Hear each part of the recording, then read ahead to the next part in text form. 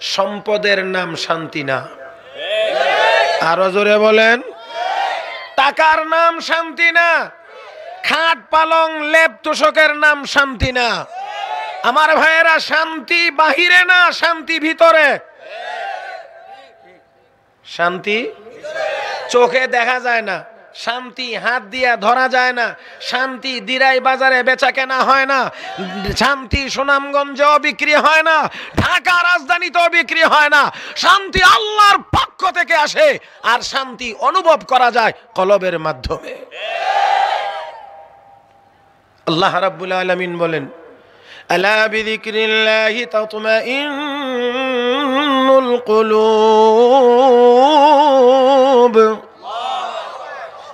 আল্লাহ রাব্বুল আলামিন বলেন, জিকিরের দ্বারা ইমানদারের কলব শান্তি হয়।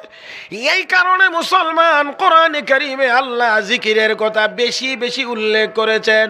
যত ইবাদতের কথা আল্লাহ বলেছেন, কোন ইবাদতের পিছনেই বেশি করো এই শব্দটা লাগানো নাই, কিন্তু কোরআনে কারীমের ভিতরে আল্লাহ রাব্বুল আলামিন জিকিরের কথা যত বলেছেন, ইয়া আইয়ুহাল্লাযীনা আমানু যকুরুল্লাহ,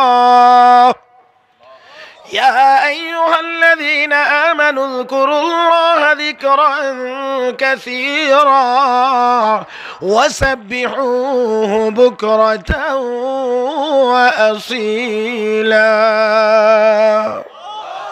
আল্লাহ রাব্বুল আলামিন বলেন, বেশি বেশি করে আমি আল্লাহর জিকির করো। আওয়াজ করে বলেন, কার? কার? এরা মুসলমান, আল্লাহর জিকির যত বেশি হবে কলবের শান্তি তত বেশি হবে। আল্লাহর জিকির বাদ দিয়ে দুনিয়া নিয়ে মানুষ যত বেশি ব্যস্ত হবে, দুনিয়া দুনিয়া দুনিয়া দুনিয়া যত বেশি জপতে যাইবে, মনের শান্তি ততই দূর হইয়া অশান্তির ভিতরে মানুষ পড়বে। ও মুসলমান, তাকায় দেখেন, আজকে সম্পদের অভাব নাই, আজকে বাড়ি গাড়ির অভাব নাই, আজকে অন্যান্য আনুষঙ্গিক জিনিসের কোনো অভাব নাই, কিন্তু শান্তির যথেষ্ট পরিমাণ অভাব আছে। কেমনে, কিভাবে, কোথায়, সব তো আর বলা যাবে না। আমি একটু সোজা পথেই হাঁটতে চাই। আমার বন্ধুগণ, আল্লাহ কোরআনে জিকিরের কথা বলেছেন, তোমরা জিকির বেশি করে করো। যত জায়গায় বলেছেন উযকুরুল্লাহ যিকরান কাসীরা, যিকরান কাসীরা, যিকরান কাসীরা, বেশি করে আল্লাহর জিকির করো। এই জিকিরের দ্বারা কলবের ভিতরে, মনের ভিতরে, হৃদয়ে শান্তির ব্যবস্থা হয়। হযরত বেলাল হাবশী রাদিয়াল্লাহু তাআলা আনহুর কথা আপনাদের সবার জানা। আমি নির্যাতনের কথাও বলতে চাচ্ছি না, অন্যান্য কিছু না, একটা ছোট্ট কথা এখান থেকে আপনাদের সামনে পেশ করতে চাই। হযরত বেলাল নির্যাতিত ছিলেন লা ইলাহা ইল্লাল্লাহু মুহাম্মাদুর রাসূলুল্লাহ এই কালেমা বলার কারণে। কথা বলেন, এই কালেমা বলার কারণে বেলাল নির্যাতিত। কিন্তু নির্যাতিত হওয়ার কারণে কি বেলাল কালেমা ছেড়ে দিয়েছিলেন? জোরে বলেন না। ইমানদার জীবন দিতে জানে, কিন্তু ইমান দিতে জানে না। হেরা মুসলমান, জীবনের চাইতে ইমানের দাম। সবাই বলেন, জীবনের চাইতে ইমানের দাম বেশি। এই জন্য ইমান রক্ষা করতে গিয়ে সাহাবায়ে কেরাম শাহাদত বরণ করেছেন। যুগে যুগে মানুষ শাহাদত বরণ করেছে, ইমান ছেড়ে দেয় নাই। এরা মুসলমান, প্রায় ১৫০০ বছর পার হয়ে গেছে, আমার নবী দুনিয়া থেকে বিদায় হয়ে গিয়েছেন। এরপরেও আবারও এই কথা প্রমাণ করে দিয়েছে মিয়ানমারের রোহিঙ্গা মুসলমানেরা। বাবার সামনে সন্তানের গলা কাটা হয়েছে, সন্তানের চোখের সামনে বাবাকে হত্যা করা হয়েছে, মায়ের সামনে মেয়ের ইজ্জত নষ্ট হয়েছে, মেয়ের সামনে মার ইজ্জত নষ্ট হয়েছে। মুসলমানের রক্তে নাফ নদীর পানি লাল হয়েছে, মুসলমানের লাশে তাদের জঙ্গল ভরেছে, কিন্তু দেশ ছেড়ে অন্য দেশে এসে, আমাদের দেশে এসে আশ্রয় নিয়েছে। এরপরেও ইমান কেউ ছেড়ে না দিয়ে আবারও প্রমাণ করে দিয়েছে, আবারও বিশ্ববাসীকে দেখিয়ে দিয়েছে, রে দুনিয়ার মুসলিমেরা ভালো করে শুনে রাখো, আমরা মুহাম্মাদুর রাসূলুল্লাহর উম্মত। মা বাবা ভাই বোন সব বিসর্জন দিতে জানি, আমরা আমাদের বাড়িঘর পর্যন্ত ছেড়ে দিতে জানি, কিন্তু একটি মুহূর্তের জন্যও আমরা আমাদের ঈমান দিতে জানি না। আমার ভাইরা, আমার বন্ধুরা, বেলাল নির্যাতিত, সাইয়েদনা হযরত আবু বকর সিদ্দিক রাদিয়াল্লাহু তাআলা আনহু নবী যার ব্যাপারে বলেছেন আরহামু উম্মতি বি উম্মতি আবু বকর, আমার উম্মতের সবচাইতে দয়ালু মানুষটির নাম হলো আবু বকর। হযরত আবু বকর এমনই কোন মুসলমান গোলাম কাফের বেঈমানের হাতে বন্দী নির্যাতিত যদি জানতে পারতেন, ওই মালিকের সাথে আলোচনা করে গোলামটাকে কিনে এনে আল্লাহর নবীর দরবারে হাজির করে মুক্ত করে দিতেন। কিন্তু বেলালের মালিক উমাইয়া বড় পাষণ্ড, বড় বদমেজাজ, তার সামনে গিয়ে কথা বলারই কোনো সুযোগ নাই। কিন্তু এরপরেও হযরত আবু বকর সিদ্দিক রাদিয়াল্লাহু তাআলা আনহু তিনি ব্যতীত বেলাল নির্যাতিত। এই জন্য হযরত বেলালের পাশে গিয়ে দাঁড়াইলেন, দাঁড়িয়ে বলেন, বেলাল, তোমার উপরে নির্যাতন আমি আবু বকর বড় ব্যতীত বেলাল রে, কিন্তু তোমার মালিক বড় খারাপ, সেই জন্যে তার সাথে অন্য কোনো কথা বলতে পারছি না। ও বেলাল, এই জন্যে তোমার কাছে একটি বিকল্প প্রস্তাব নিয়ে এসেছি। বেলাল রে, জোরে জিকির করলে যেমন আল্লাহ শোনেন, আস্তে জিকির করলেও আল্লাহ শুনবেন। অতএব বেলাল, তুমি জোরে জিকির বন্ধ করে দিয়ে আস্তে আস্তে জিকির করো, তবুনি তোমার উপর একটু নির্যাতন কমে আসে। ঠিক আছে, আস্তেই জিকির করব, কিন্তু দেখা গেছে না, আওয়াজ বড় হয়ে যায়। আবার আবু বকর সিদ্দিক গিয়ে বলেন, বেলাল, তোমাকে আবারও বলছি, তুমি জিকির আস্তে করো, আস্তে করো। ঠিক আছে, আস্তে, আওয়াজ বড় হয়ে যায়। আবার গিয়ে বলেন, ও বেলাল, তোমাকে বারবার বলছি জিকির আস্তে করো। ঠিক আছে, আস্তে করব। এবারও আওয়াজ বড় হয়ে গেছে। হযরত আবু বকর সিদ্দিক এবার কি একটু চড়া আওয়াজে বলেন, ও বেলাল, বারবার তোমাকে বলছি আস্তে জিকির করার জন্য, তুমি কথা দাও জিকির আস্তে করবা, কিন্তু কথা দিয়ে তুমি কথা রাখো না, কারণটা কি? বিশ্ব নবীর সাহাবী হযরত বেলাল ডাক দিয়ে বলেন, ওগো নবীর সাহাবী আবু বকর, শুনেন গো, আমি আপনার সাথে কথা দেই জিকির আস্তে করব, কথা অনুযায়ী আমি আস্তেই শুরু করি, কিন্তু যখন আমি আমার আল্লাহর নামের জিকির আরম্ভ করে দেই, তখন আমি আমার আল্লাহর নামের স্বাদ আর মজার মহাসাগরে ডুব মারি। আর একটু মহব্বতে বলেন, আমি আমার আল্লাহর নামের স্বাদ আর মজার সাগরে ডুব মারি। হে মুসলমান, আওয়াজ করে জবাব দিতে হবে, আমার আল্লাহর নামের ভিতরে স্বাদ মজা নাই? আরো আসতে বলেন, মুসলমান গো, আমার আল্লাহর নামের ভিতরে এত স্বাদ, এত মজা, যেই মজা কোনোদিন কমে না, দিন দিন মজার পরিমাণ আরো বাড়ে। আমার ভাইরা, কমে না। যদি গো কমতো, মুয়াজ্জিন এখনো পর্যন্ত আজান দিতে পারতো না, কারণ এই আজান ১৫০০ বছর যাবত চলতেছে। এই আজান চলতো না, ইমাম সাহেব নামাজের ভিতরে সূরা ফাতিহার তেলাওয়াত করতে পারতো? আলহামদুলিল্লাহি রাব্বিল আলামিন।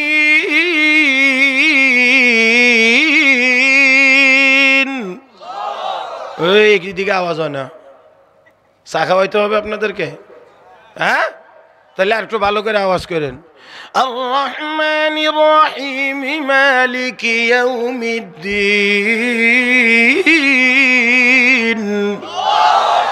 ইয়াকা না'বুদু ওয়া ইয়াকা নাস্তাঈন اهدنا الصراط المستقيم صراط الذين أنعمت عليهم غير المغضوب عليهم ولا الضالين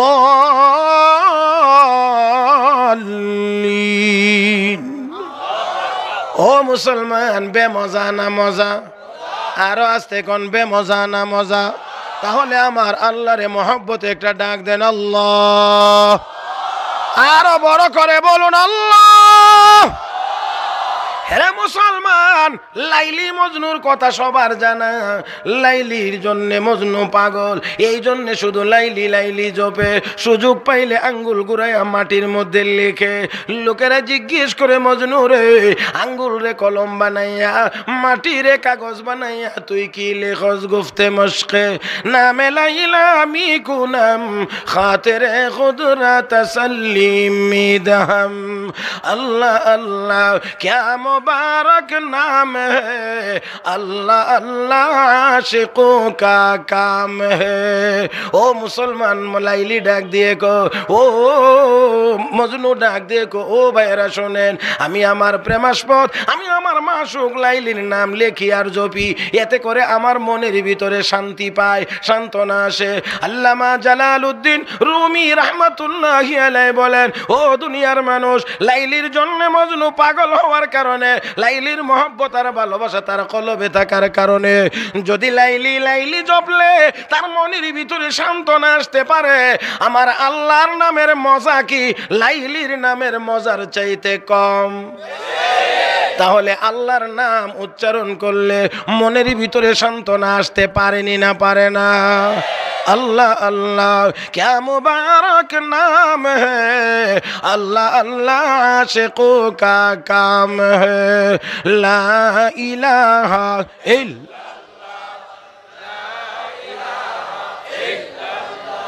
ला इलाहा इल्लल्लाह, ला इलाहा इल्लल्लाह, ला इलाहा इल्लल्लाह, ला इलाहा ला इलाहा इल्लल्लाह मुहम्मदुर রাসূলুল্লাহ।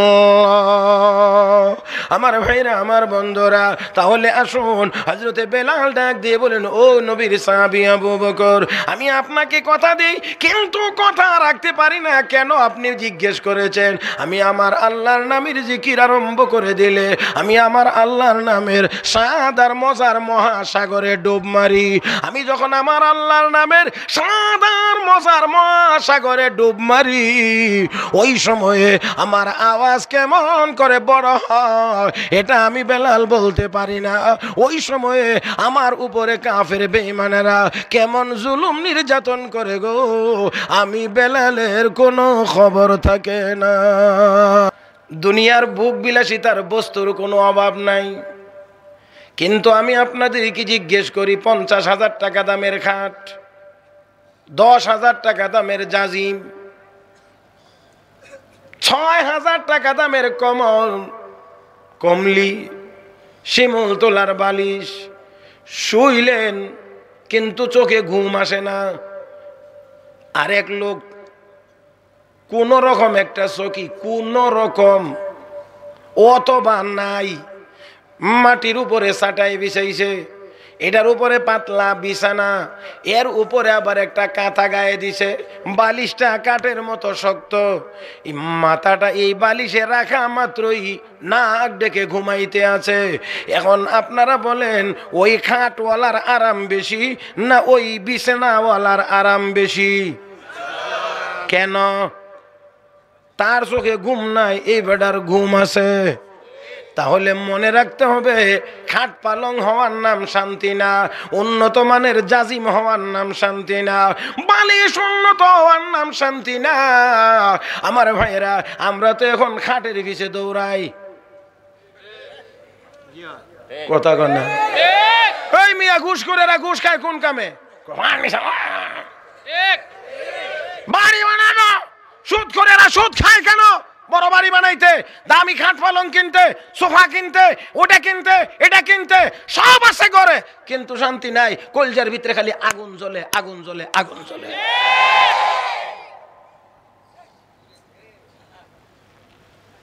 আপনারা বিশ্বাস করেন না? হ্যাঁ, বিশ্বাস করেন না? মসজিদের ইমাম সাহেবের বেতন কত? 5,000। সব মসজিদে আসেনি দিরাই কয়ালাইছেন তো ঠেলার ছুটে। হ্যাঁ 3000ও আছে, হ্যাঁ 3000ও আছে, 4000 আছে, 5000 আছে, মিলাইয়া জিলাইয়া।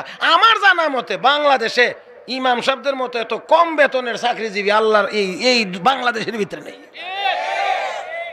কিন্তু কিন্তু আসরের নামাজের পরে রাস্তার বাইরে যদি 2-4-5 জন ইমাম সাহেব একসাথে হইতে পারে, তো দেখবেন এদের চেহারার মধ্যে মাশাআল্লাহ সাঁডা খায় ফান্ডা খায় টুট লাল করে জামা কাপড় ইস্তারি দিয়ে আছে, কি সুন্দর করে হাঁটতে আছে। বাংলাদেশের কোনো কোটিপতির পক্ষেও এতটুকু হাসি খুশি চলা সম্ভব না। টাকার পিছনে দৌড়াইলে খালি টাকা টাকা টাকা টাকা টাকা, হাই হাই খাইবার টাইম নাই। ঢাকায় আমার এক মুসল্লি জোরের নামাজ পড়ে 2:30টার পরে, 3:45টার সময় ভাত খায় আসরের পরে। জিগাইলাম কিটা কোন টাইমে? দুপুরেরটা। এরপরে রাত্রেরটা কোন সময় খাইবেন? এখন খান, কোনো দিন মাগরিবের পরে খায়, কত টাইম পাই না। তো যেই ব্যবসা করে টাকা জমায়া খাইবার জন্য, এই খাওয়ার ওই সময় নাই, কি লাভ হইছে দেখেন। কথা টাকা পয়সা কেন? খাওয়ার জন্য, বুক করার জন্য, এ খাইবারই টাইম পায় না। আর আমরা খাইতে খাইতে সময় পাই না।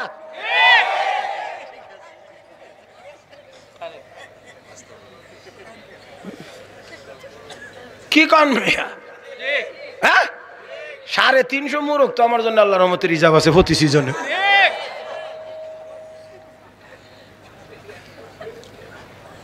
খাইবার টাইম পান না। জিগায় রাত্রে খাইবেন কোন সময়? হুজুর দোকান লাগাই আমি যখন বাসার যাই তখন রাস্তায় পুলিশ আর কুত্তা ছাড়া কেউ থাকে না। পুলিশ তাই ফিরাইবার লাগি, আর কুকুর এই সময় রাস্তাঘাট ফিরি দৌড়াদৌড়ি করবার লাগে। এই টাইমে আমি বাসার যাই। এবার চিন্তা করে দেখেন এই বেটার সম্পদের দ্বারা কি শান্তির ব্যবস্থা হতে পারে।